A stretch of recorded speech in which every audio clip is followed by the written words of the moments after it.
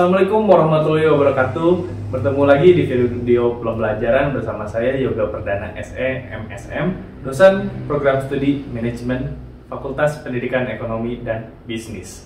Oke, kali ini saya bersama tim yaitu Dr. Rofi Rofaida SPMSI akan mengempu mata kuliah studi kelayakan bisnis.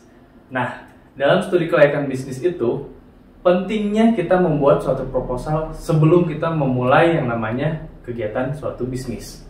Nah, dalam proposal tersebut kita akan mempelajari aspek-aspek apa saja yang diperlukan, yang kira-kira penting untuk Anda semua sebelum memulai kegiatan bisnis. Nah, yang pertama, learning by objective yang pertama yaitu kita akan mempelajari yang namanya pengertian studi kelayakan bisnis, lalu pentingnya investasi, tujuan studi kelayakan bisnis, perbedaan intensitas studi kelayakan bisnis, dan yang kelima adalah praktikum. Nah, pada praktikum ini Anda ditugaskan untuk membuat suatu proposal studi kelayakan bisnis. Urutannya seperti apa saja nantinya kita lihat nanti, ya.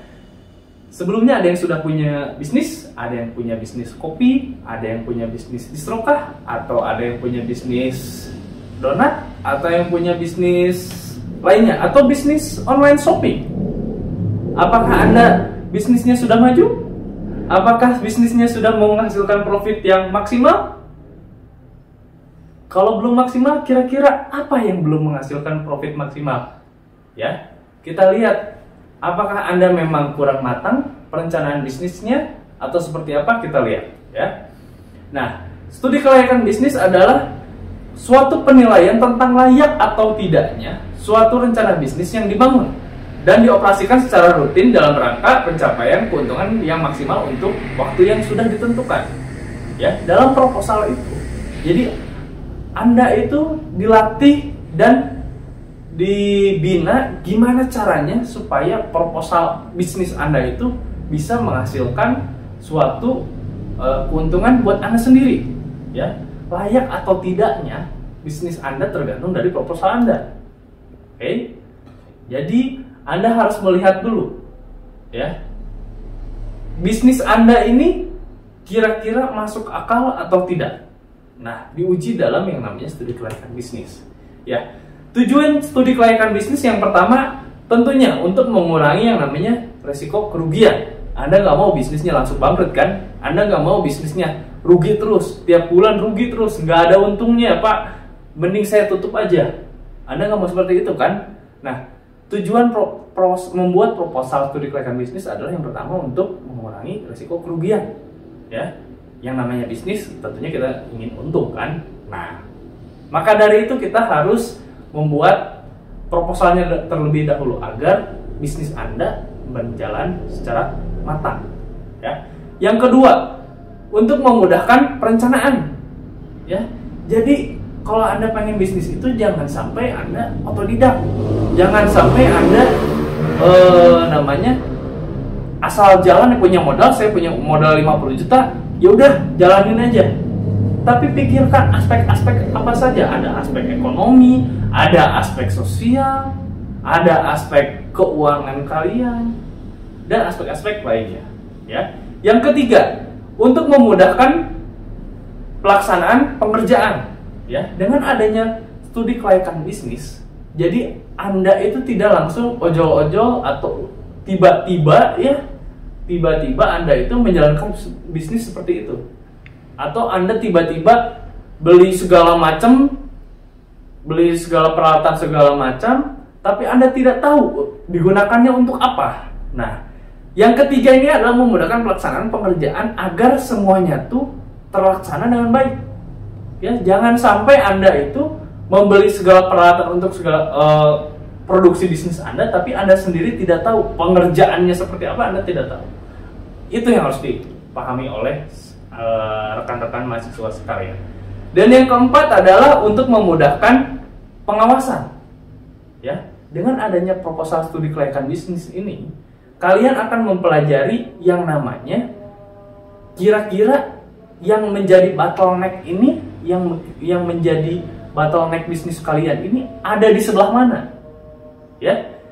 Apakah memang idenya kurang brilian kah? Atau misalkan SDM-nya kurang brilian kah? Atau misalkan teknis atau operasinya yang kurang maksimum kah? Nah, Anda harus perhitungkan. Nah, yang kelima adalah untuk memudahkan pengendalian. Tentunya yang namanya bisnis harus ada yang namanya pengawasan, harus ada yang namanya supervisi, harus ada yang namanya manajer.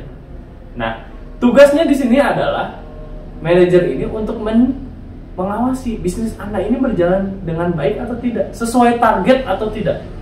Ya, yang namanya bisnis tentunya harus sesuai dengan target. Oke, jangan sampai Anda membuat bisnis itu tidak ada targetnya, tidak ada jangka panjangnya. Kalian harus berpikir yang namanya bisnis itu jangka panjang. Ya, yang namanya bisnis itu ada 3. Kalian mau jangka pendek, jangka panjang, atau jangka panjang banget. Mau yang mana? Ya, kalian itu harus lihat.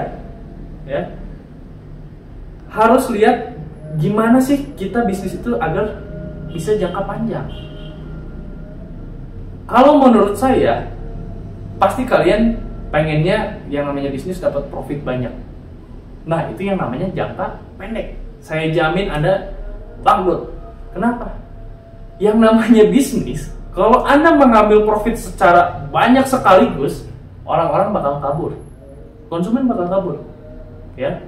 Gimana caranya Anda mendapat profit, konsumen makin banyak? Ya, kita akan belajar nanti gimana sih taktiknya supaya kita itu mendapatkan harga yang kompetitif, dan harga yang sesuai dengan kualitas agar konsumen banyak datang ke kita.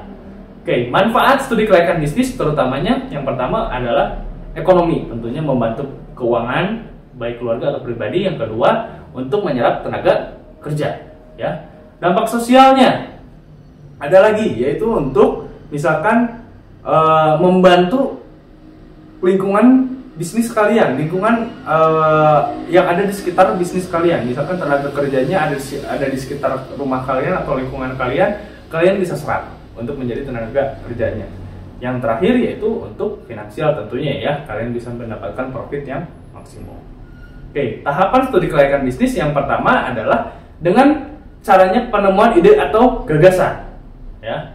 Yang kedua, caranya adalah riset dahulu sebelum namanya memulai bisnis.